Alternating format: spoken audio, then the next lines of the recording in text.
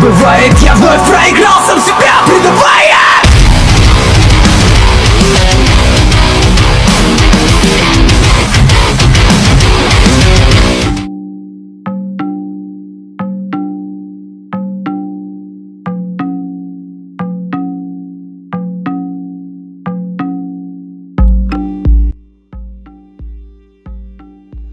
Assalamualaikum warahmatullahi wabarakatuh. Halo para lovers and haters dimanapun Anda berada, baik yang ada di alam nyata maupun alam gaib. Apa kabarnya?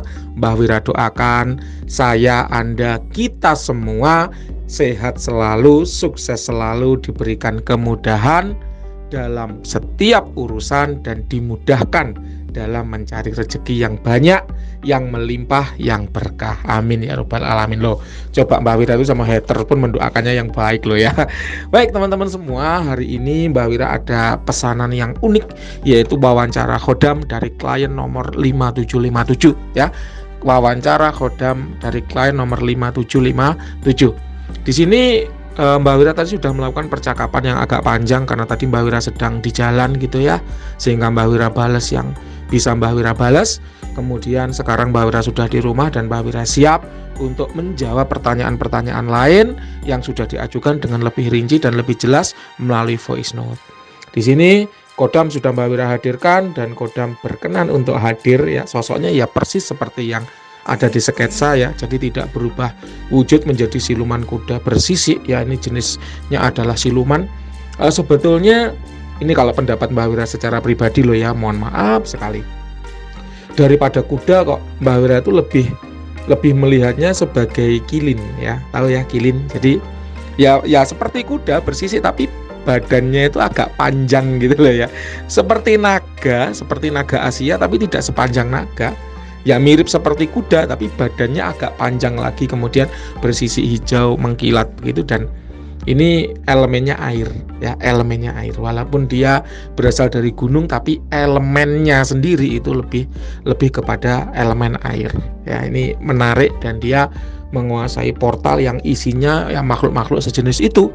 Jadi ya, seperti kuda tapi panjang badannya ya, kayak naga tapi nggak sepanjang naga liong ya.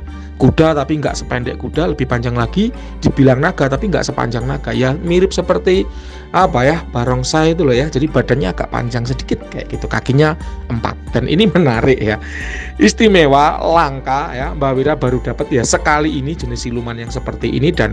Dan ini luar biasa, usianya tua 30.000 tahun dan ini siluman levelnya 9,7. Siluman sebagaimana penjelasan dari pakar sketsa Mas Jalak Paningal dapat diterjemahkan sebagai suatu entitas yang dia memiliki power di atas rata-rata. Jadi kalau ada kodam usia 1000 tahun dengan siluman usia 1000 tahun, maka siluman yang 1000 tahun ini memiliki kekuatan yang lebih dibanding dengan kodam yang 1000 tahun walaupun usianya sama-sama 1000. Bahkan kalaupun ada kodam 1000 level 9,5 dengan siluman usia 1000 level 9,5, itu lebih kuat yang siluman. Kenapa? Karena dia terbiasa berada di dua alam, terbiasa di dua dimensi, yaitu dimensi gaib, dimensi energi, dan dimensi manusia secara bersamaan. Dan itu menarik. Kenapa? Karena sebagaimana kita tahu ya, bahwa yang namanya kodam itu ketika kita melakukan afirmasi, dia akan melintas, dia akan menyeberang dari dimensi gaib, dimensi energi ke dimensi materi, dimensinya manusia. Karena apa yang dia kerjakan ada di dimensi manusia gitu loh, sehingga dia perlu menyeberang. Oleh karenanya siluman memiliki privilege itu ya, kelebihan dibanding dengan kodam-kodam biasa. Kenapa? Karena mereka sudah terbiasa melintas antar dimensi, sudah terbiasa berada di dua dimensi sekaligus kayak gitu. Baik teman-teman semua, pertanyaan pertama ya, apakah kamu nyaman dengan saya? Kodam menjawab bahwa ya, saya nyaman dengan Anda, dengan klien nomor 5757 ya. Kenapa? Karena memang klien kita kali ini memiliki banyak pegangan sehingga kodam tidak bekerja sendiri, itu yang pertama. Yang kedua, klien merupakan orang yang pinter sehingga ketika dijelaskan itu paham, sehingga ketika menggunakan kodam, mengoperasikan kodam itu tidak ngawur ya. Mau mobil sebagus apapun Tesla katakan, kalau yang nyetir nggak paham, yang nyetir nggak bisa, ngoper gigi nggak dikopling, atau kalau Tesla itu otomatis kan dia spionnya ditekuk paksa tanpa menggunakan tombol retract gitu kan, ya rusak juga gitu. Nah karena klien di sini orang yang pintar, sehingga dikasih tahu itu paham gitu loh, sehingga menggunakan kodam itu kemudian tidak asal.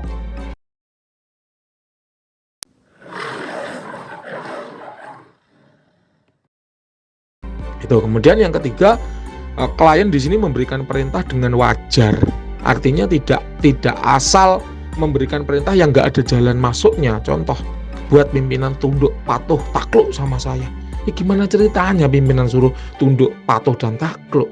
Pimpinan itu juga pasti punya pegangan yang lebih kuat dari Anda. Anda sebagai karyawan punya pegangan paling ongkosnya berapa. Namanya pimpinan pasti lebih mampu untuk membeli yang lebih mahal, untuk menyewa jasa praktisi yang lebih kuat, lebih hebat kan begitu. Jadi perintah-perintah seperti itu nggak masuk akal, tapi sering disampaikan oleh pemilik kodam. Nah, klien kita kali ini nggak semacam itu mainnya, memiliki ending yang sama, tujuan yang sama, tapi cara mainnya lebih halus, karena memang lebih pinter. Jadi kodam dalam melaksanaan juga lebih mudah, kayak gitu. Kemudian yang keempat adalah di sini klien memperlakukan kodam dengan baik. Artinya ketika klien di sini mampu memberikan offering sebagai hadiah, maka dia akan memberikan. Kalau nggak mampu pun di sini Mbak Wira membackingnya dengan cara apa? Memberikan offering rutin sehari 3 kali. Memang Mbak Wira rajin memberikan offering, karena itu memang sudah menjadi komitmen Mbak Wira untuk membantu para klien yang pengusaha ini agar anti ribet anti ruwet. Ya, punya kodam ya udah tinggal pakai aja. Masalah perawatan dan Mbak Wira yang beresin, kayak gitu. Sehingga terciptalah sebuah harmoni yang baik, hubungan yang baik antara saya selaku praktisi yang meritualkan, klien sebagai pemilik kodam, dan kodam sebagai karyawan atau kaki tangan yang membantu apa yang dibutuhkan oleh si klien. Jadi pertanyaannya adalah apakah kamu nyaman dengan saya? Jawabannya iya, nyaman. Sebabnya penjelasannya seperti yang panjang lebar Mbak Wira ceritakan tadi, kayak gitu. Pertanyaan berikutnya, boleh nggak saya manggil kamu hanya nama saja? Jawabannya boleh, nggak ada masalah. Jadi Mbak Wira ketika memberi nama pasti diawali dengan kata eyang. Ya, eyang di sini ya sebagai bukan pemujaan ya, melainkan sebagai panggilan sayang. Ya, panggilan sayang kita kepada kodam. Kalaupun itu tidak disertakan ya nggak masalah. Panggil nama saja ya boleh, nggak masalah ya. Jadi tidak ada masalah. Toh ketika dipanggil nama pun kodam hadir kok gitu. Itu sama seperti kalau ada keris kemudian punya nama kiai pleret ya, kiai ageng, kiai siapa, kiai itu hanya wujud penghargaan karena kita sayang dengan pusaka itu. Tapi kalaupun dipanggil namanya nggak ada masalah. Kodam pun demikian, ketika Mbah Wira beri kata eyang di depan itu adalah wujud kalimat sayang, panggilan sayang. Kalaupun tidak diberikan itu tidak masalah gitu ya. Jadi nomor 2, boleh nggak saya manggil kamu hanya nama saja? Jawabannya boleh, tidak ada masalah. Yang ketiga, apakah perintah yang saya berikan jelas dan sudah dilaksanakan? Di sini pertama kali kodam Mbak Wira tanya, apakah perintah yang diberikan oleh tuanmu itu jelas?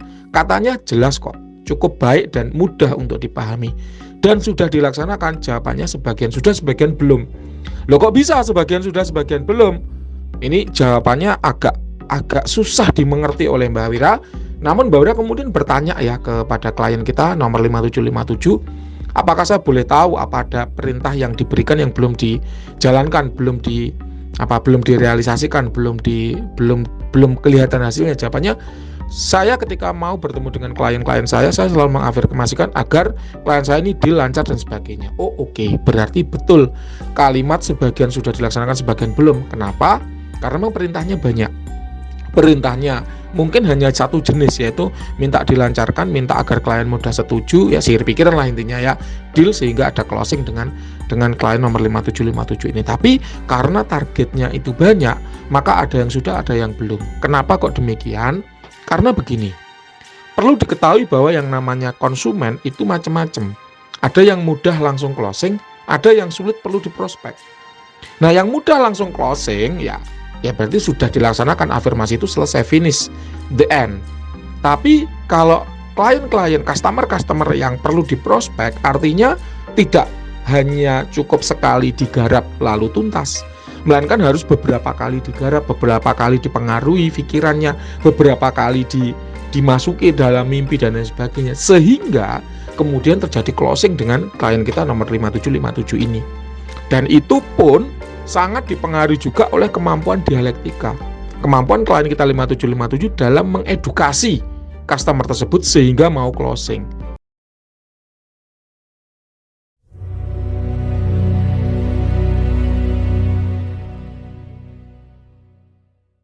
Sebetulnya jualan jasa apapun itu seperti itu. Tidak hanya kodam yang mempengaruhi secara magic, tapi bagaimana kemampuan kita dalam berdialektika, dalam mengedukasi, dalam menjelaskan suatu produk, dalam memprospek customer tersebut sehingga customer tersebut terjadi deal dan closing dengan apa yang kita tawarkan. Jelas ya? Jadi perintah apa yang Anda perintahkan itu sebetulnya pada dasarnya, kalau pertanyaan apakah perintah yang saya berikan jelas, jawabannya jelas. Dan sudah dilaksanakan, jawabannya sudah. Tapi ada yang langsung selesai saat itu juga, ada yang ongoing, ya, masih berproses untuk dikerjakan. Dan kenapa kok masih berproses untuk dikerjakan? Itu tergantung kesulitan medan. Kalau medannya mudah ya cepat selesai. Tapi kalau medannya sulit, nah ini perlu effort yang lebih semacam itu. Kita lanjut. Apakah di lingkungan kerja saya saat ini dapat digambarkan banyak duri, rubah, dan serigala? Jawaban dari kodam tadi, bagaimana apa itu rubah, apa itu duri, dan apa itu serigala? Lalu dijawab oleh klien kita 5757. Duri itu pengkhianat dan jahat, rubah itu penjilat dan penghasut, serigala itu siap makan klien-klien yang saya punya. Jadi jawabannya adalah semua ada, ya, semuanya ada. Kenapa kok semuanya ada? Karena begini. Utama ya, tujuan utama yang diinginkan oleh mereka adalah cuan, adalah keuntungan, adalah uang.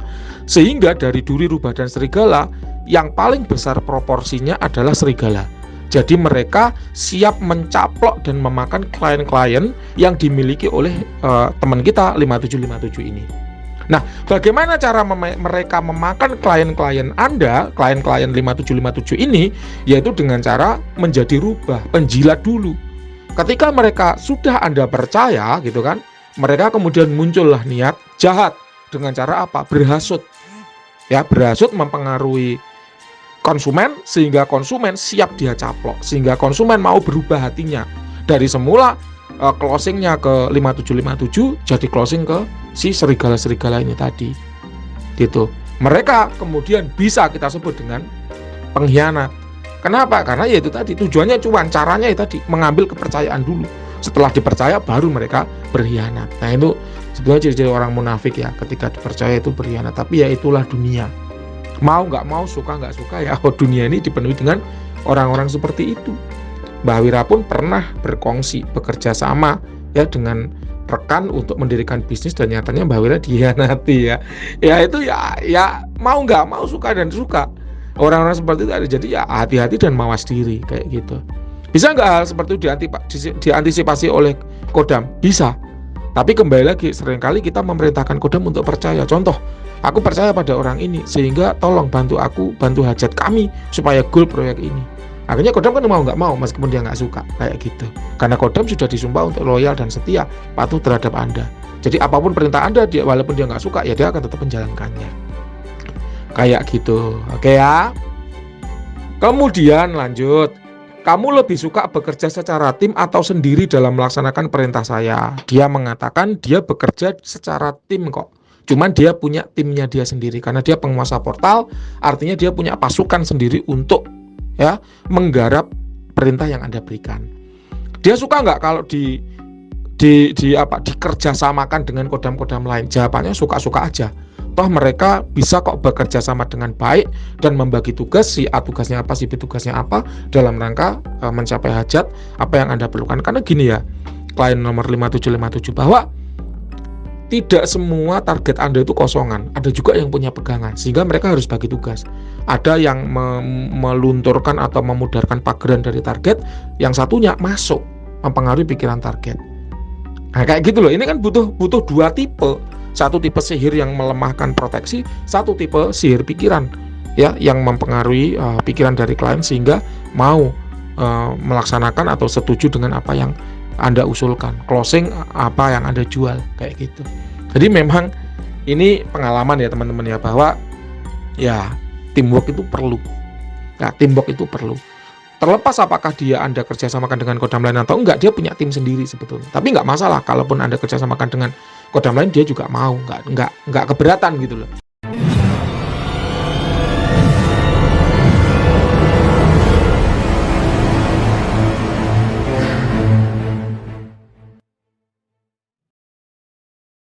Jadi ini cerita aja ya, cerita. Saya pernah punya temen ya, seorang praktisi supranatural juga.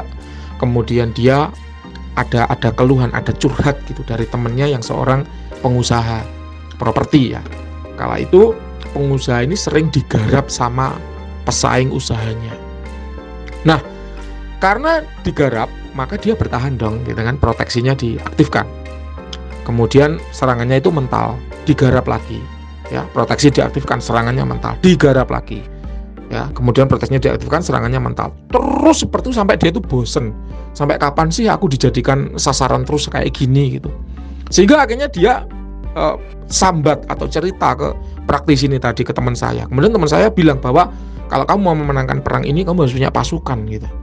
Jadi waktu itu dia punya Omyang, punya Jin Sila, punya Wright, kemudian dia punya beberapa kodam lainnya sebagai tim.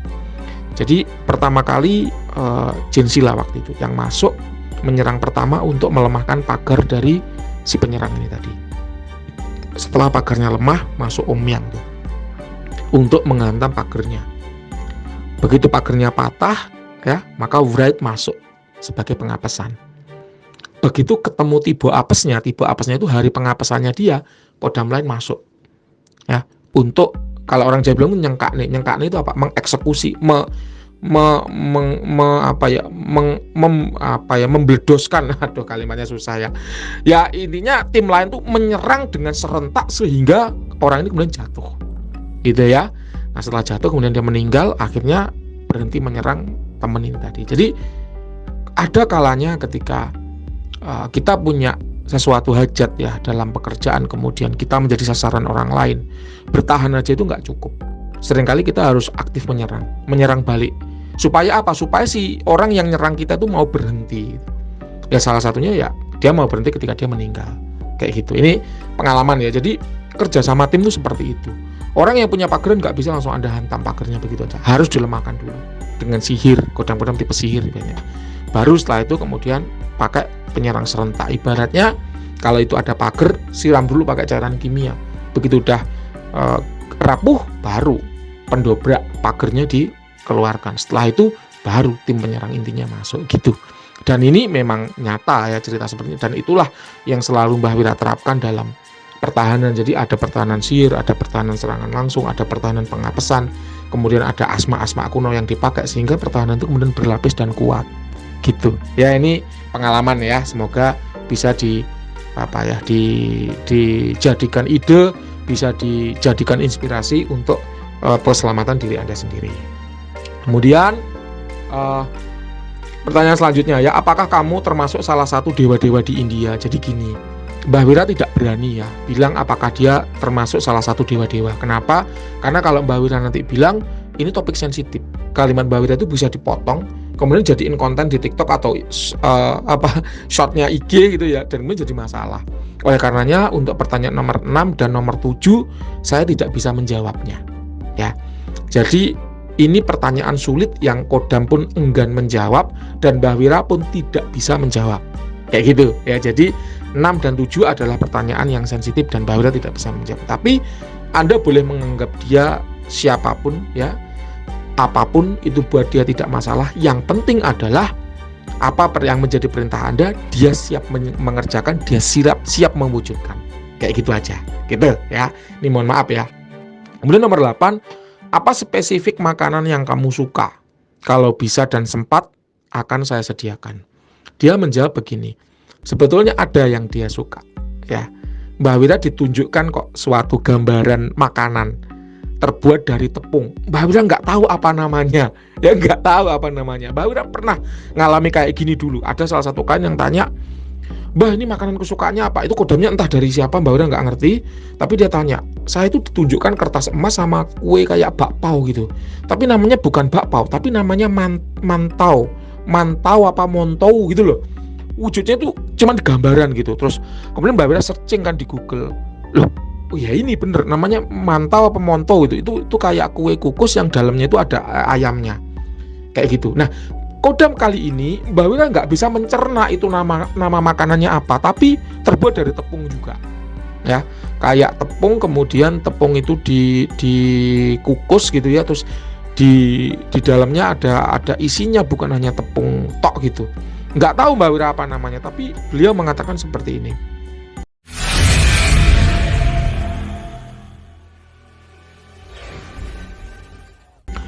Untuk makanan bisa di skip ya, karena memang makanan ini tidak lazim di Indonesia, katanya begitu. Kalau nyari susah. Kayak itu loh, kalau Cina itu kan ada kue keranjang kayak gitu, tahu ya? Itu kan susah. Kalau orang Jawa bilang itu jenang ya.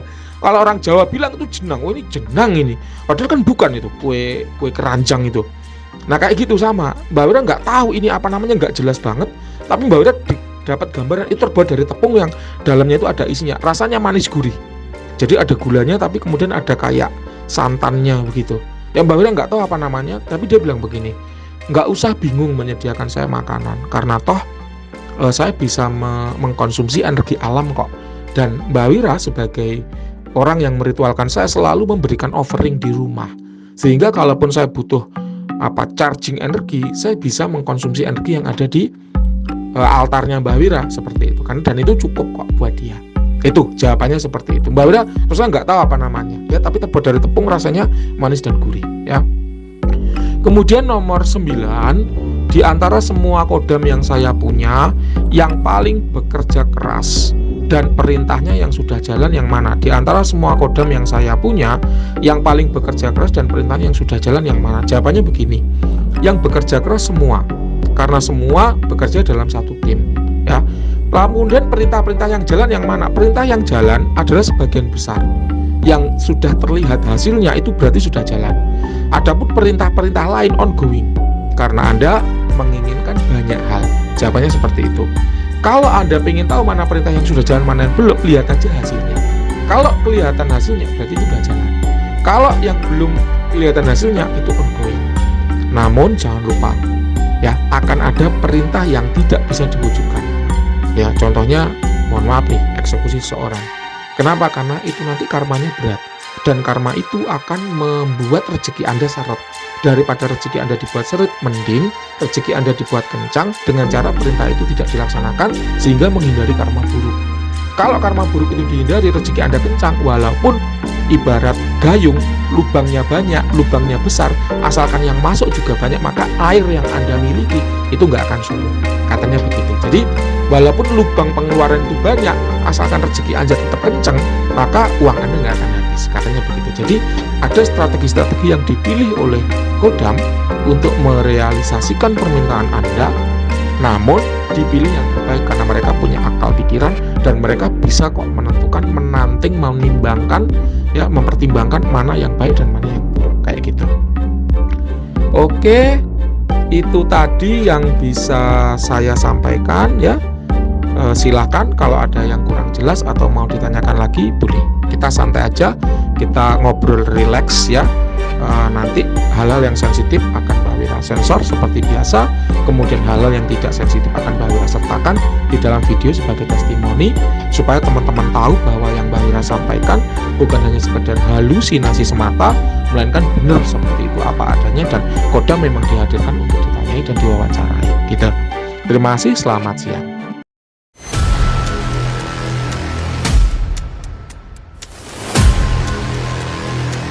Audio Jungle.